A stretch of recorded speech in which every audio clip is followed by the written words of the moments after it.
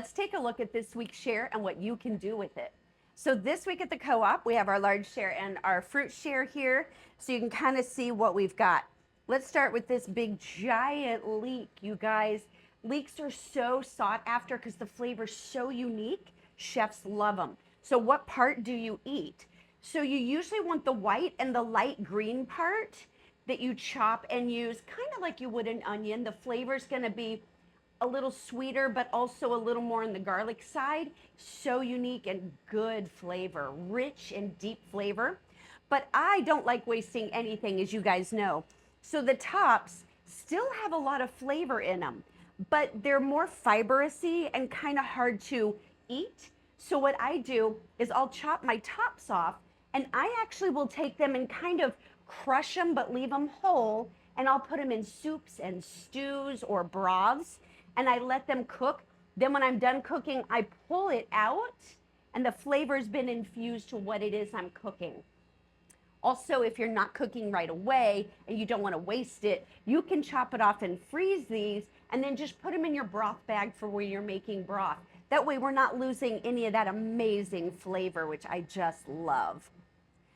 We do have lettuce mix again this week, which is so nice to have kind of a little of everything. I know I've told you guys this before, but I will even take this lettuce mix and put it in with my smoothies because you've got good baby kale and chard and all the good things that are great for smoothies. And yes, you can actually put lettuce in your smoothies. But here's the thing that everybody wants to know. This is Malabar spinach, and it's local. Malabar spinach is very different than your traditional spinach that you think of when I say spinach. It has a much thicker leaf, and it has more of a mucilaginous property if you don't cook it right. So, can you eat Malabar spinach raw? You can. It's much thicker, a little tougher, but typically you cook it. And the best way to cook it so you don't have sliminess or that mucilaginous to come out is to do a high heat for like 5 to 7 minutes. When I use Malabar spinach, some of these leaves are really big. Don't rip them, use a sharp knife because ripping them can kind of make that mucilaginous part come out, the sliminess that you don't want. Sharp knife is better. Make sure that you chop it and use it right away. Don't pre-chop it and let it sit for a while because you're gonna bring out the sliminess. The way the sliminess happens from Malabar spinach is if you're steaming it or you're boiling it or you're putting it in with water, the water gets trapped in here and it just brings out that sliminess. Here's the thing. You can actually use that intentionally in soups and stews and sauces you want to thicken, kind of like okra. So a lot of times in other cultures, people will use this to thicken their soups and stews.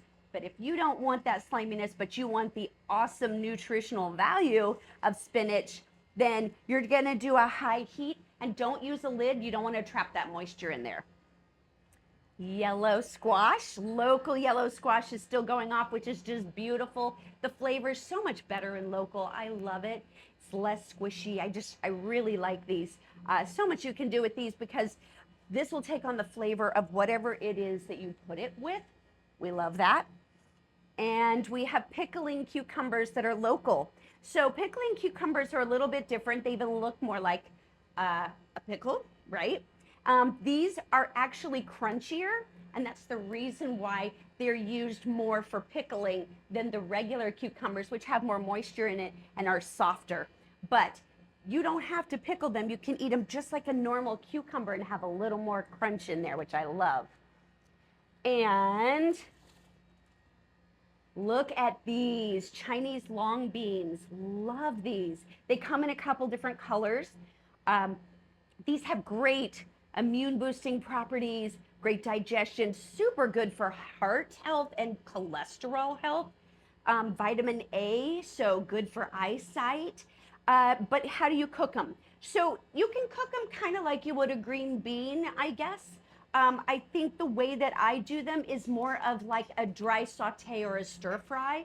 That way you get a little bit more of the crunchiness from them, and it brings the flavor out. So if you actually will saute these a little bit on high heat, then you're gonna get that flavor come up, and it'll keep the little bit of a crunchiness. It's sort of like a blister is what you do, and that actually helps with the flavor. So you can do them and chop them up and put them in your stir fry, or leave them long just like that, sauteed on a plate with some garlic. So very good. And of course we have these awesome sugar snap peas again. So sugar snap peas are such a great snack just by themselves. But of course you can chop them and put them right in the stir fry with those long beans. That's a great combination. I really like that. And of course we have these amazing microgreens, which you can do anything with. I do use these, I try to keep them raw, because the whole idea is to keep everything more enzymes intact and get those vitamins and nutrients you're actually looking for from them. Local cherry tomatoes, so good. So here's a unique thing about tomatoes in general, but cherry tomatoes too, is most places you leave them out on the counter, they don't even go in the refrigerator, but we live in a high humidity climate. We can do that for about a day and they're gonna mold here, so we don't do that here. We have to refrigerate ours. The best way to refrigerate them is to kind of rinse them, dry them, and I put them in a glass mason jar with a lid, and they'll stay in there dry in the fridge quite a while. Then right before I'm ready to use them, I'll take them out and put them on the counter for about 30 minutes so that they actually start to become room temperature. Then all the flavors come up and you'll get the best out of that really good sweet flavor from the cherry tomatoes. Local corn, this is a treat for those of you who eat corn. So hard to find. Organic, local, little bit better for you. I'm going to show you something. The silk is this stringy stuff on the inside, and this is something that most people just throw away. You actually can keep it and make a tea out of it. You make a tea out of it just like you would any other herbal tea. You take the silks, put it in there. I usually steep it covered about 15 minutes, pull the silks out, and the tea left behind is good for kidney bladder issues, UTI infections. It's amazing, helpful little medicine there that you get from your amazing corn. We also have local red potatoes. I love these. They're so much better than the things that you just buy in the store, and they are ugly. Guys, this is potatoes. This is just how they look, but the flavor is so good. And of course, I love to steam these. That's just my favorite thing to do. We do also have local carrots. Super crunchy, and look at that amazing color. So much beta carotene in there, amazing for skin and eye health. So these avocados usually come in pretty hard, and you need to ripen them, and they'll ripen really fast. If you actually pair it with like an onion in a brown paper bag, close it down on the counter for a day or two, it's gonna really ripen quickly, and then you're ready to use your avocado. Of course, we have these amazing local yellow sweet onions, which I love this week in the shares. We also have, of course, lemon, which you know I love saving the peel and using it. You can use it as zest, or just save it and put it in your freezer till you're ready to use it and put it in teas or anything else like that. We also have, of course, navel oranges. I do the same thing with my orange peels. I like to keep those, and so I'll plop them in tea to flavor tea, or actually in summer, I will just peel my orange and stick it in my water. It infuses an amazing flavor and a little bit of extra vitamin C, which we kind of need when it's really hot outside. We have a couple of different apples, which I just love. We've got Gala apples, Cosmic Crisp, which are ginormous, Pink Lady apples. So they all have different flavors, but they actually store a little different. If you will store these in your refrigerator, they'll stay crisper longer. Gala specifically because they get a little mealy out on the counter. These, of course, have a crisp flavor. Pink Ladies are a little bit more in the family of Honey Crisp, but Cosmic Crisp has a sweetened tartness that is just amazing and cannot be beat. And then, of course, we have these amazing Bartlett pears. Love Bartlett. They're different than D'Anjou or Boss. They can have a much sweeter flavor like you think of with pears when they ripen, and they're perfectly ripe right now. So that's amazing. And of course, local blackberries. What a treat. The season's winding down, so at least we still have a little bit more right now.